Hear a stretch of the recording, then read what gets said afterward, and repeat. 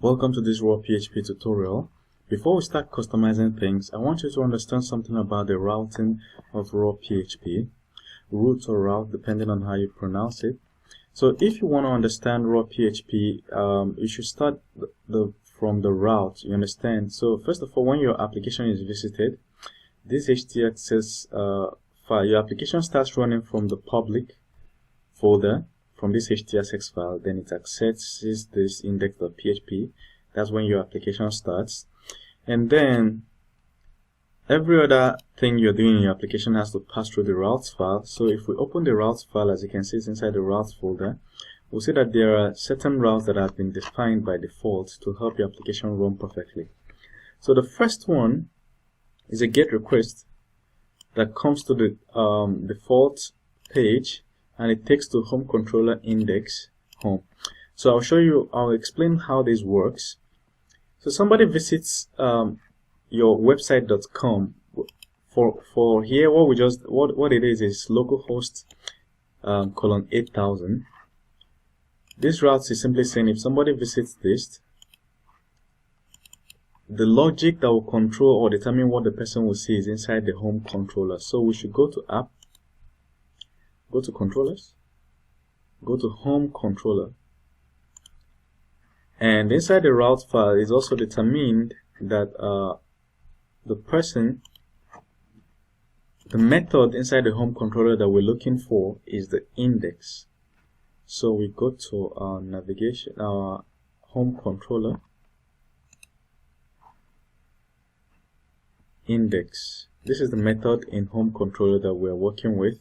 And what the method simply says is that it should render a view called home.twig. So the view, all our views are inside the folder. If you check your raw PHP folder, this is the folder structure, and you click on resources, then you click on views. This is where all our views are. So what this is basically saying is that just go to the views folder and check for home.twig. So here is home.twig. Alright, if you're used to home.html and .php sites, this is basically a PHP app that has a front-end templating engine called Twig. So you can basically write PHP here and HTML together. Alright, so this is the home page. This is the file that displays what we're saying here. For instance, you have awesome features.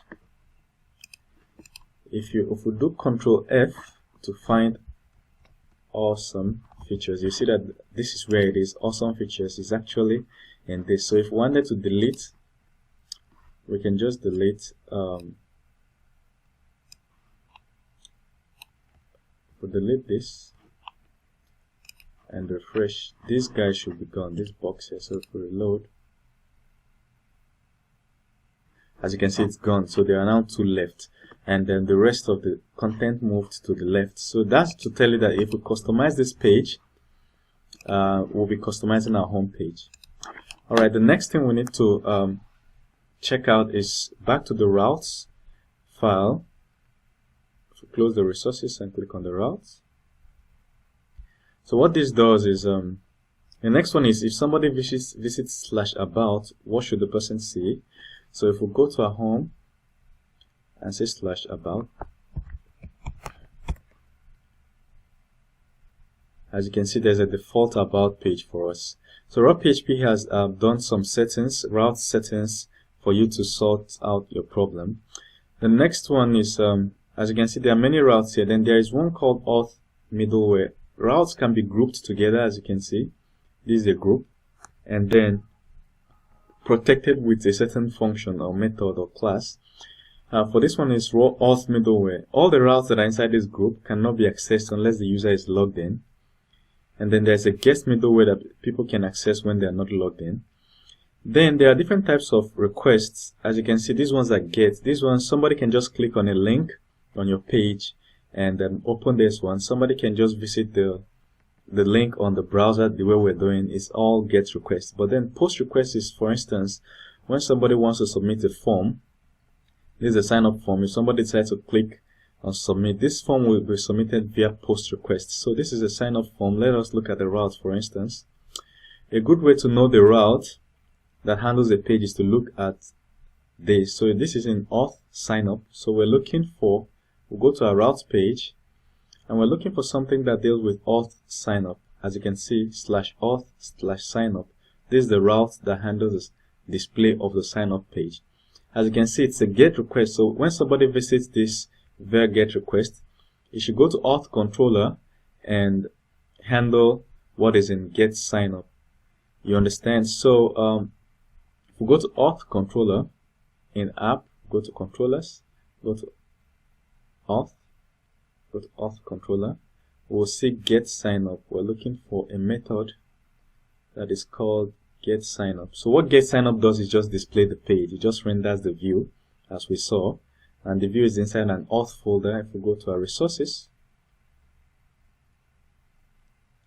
and we see an auth folder, and inside an auth folder we're looking for a signup.twig. This signup.twig, that is the file that contains this form.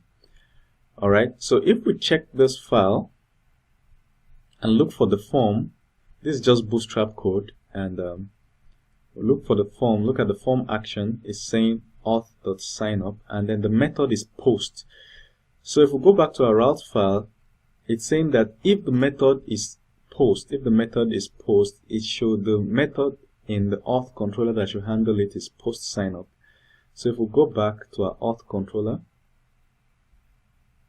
and we look for post signup, look at the method we're looking for. What post signup does is, first of all, it validates the input that is being submitted, and if the validation fails, it redirects to the same page, as you can see, to auth signup.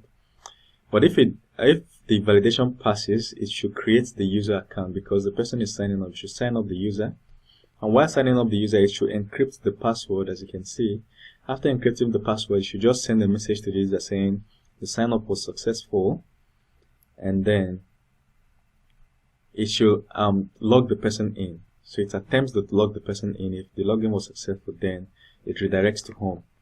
So don't worry about if these codes are confusing. You just need to understand the general workflow, but as you type it out yourself, as you walk through it, it will be easy for you. I just use it to explain the route file that you can have GET, you can have POST. There are so many request types, HTTP request. There is PUT, there is patch, there is delete, and so on. But most of the things we'll be using in this course is just GET and POST, and they pretty much solves all your problem. Then the third type of request that we need to cover quickly is the map. Alright, sometimes you just want to use the same method in your controller to handle both GET and POST. If you're observant about GET requests, they just render the page. If we get back to our code here and see GET request, all it just does is render the page. So instead of wasting a full method on it, it could be okay for us to just combine it. You understand? So inside here we can just check whether it's GET or POST. So a good way to do that is to use map. Map simply maps the methods you specify, which is GET or POST. In raw PHP, you can just put any means any request that is coming in, it should be mapped to this. So in sign-in, for instance, we are mapping GET and POST into the same function that we call sign-in. Alright, so when the user signs in, if we go to the auth controller /sign-in auth controller, we're looking for the sign-in method. So this is the sign-in method. It combines the GET and POST. So it is basically checking if the request is POST, then sign the user in. If the request is not POST, of course, all you have to do is display the user page. So this is how the routes work in raw PHP, and it is very powerful. Now, if you're building an API microservice platform that you don't need to return view, you just need to return JSON. This is where you do, you just return JSON instead of a view. You understand? So thank you very much.